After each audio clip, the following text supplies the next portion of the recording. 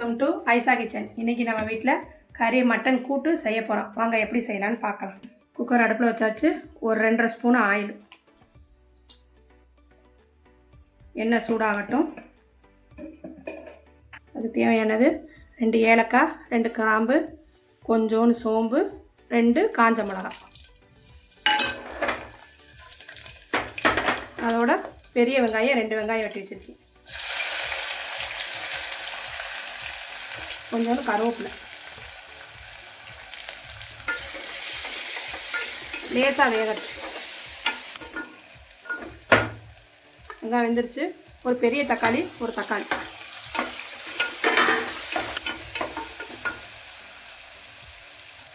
ஒரு ஸ்பூனு இஞ்சி பூண்டு பேஸ்ட்.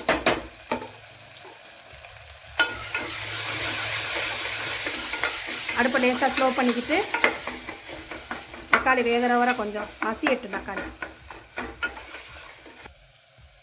இல்லை, ஒரு 1/2 ஸ்பூனு மிளகாத்தூள். தேவையானது, கறிக்கு தேவையானது 2 ஸ்பூன் எடுத்தேன். 2 ஸ்பூன் மட்டன் தூள், 1 ஸ்பூன் சிக்கன் 65 பொடி. மட்டன் மசாலா தூள் வந்து வீட்டில் அரைச்சது. தக்காளி வெங்காயம் எல்லாம் வெந்துருச்சு. அதோட கழுவி வச்சுருந்த மட்டனை தூக்கி போட்டுருவோம்.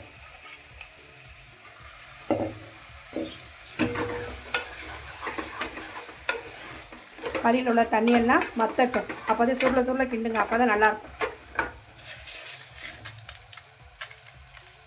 அதுக்கு தேவையான உப்பு. இதுக்கு ஒரு 2 கிளாஸ் தண்ணி ஊற்றுங்க.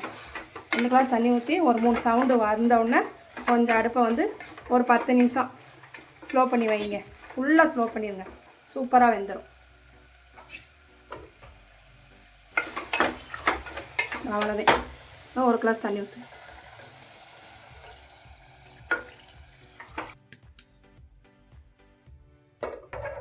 அவ்வளோ தண்ணி ஊற்றியாச்சு.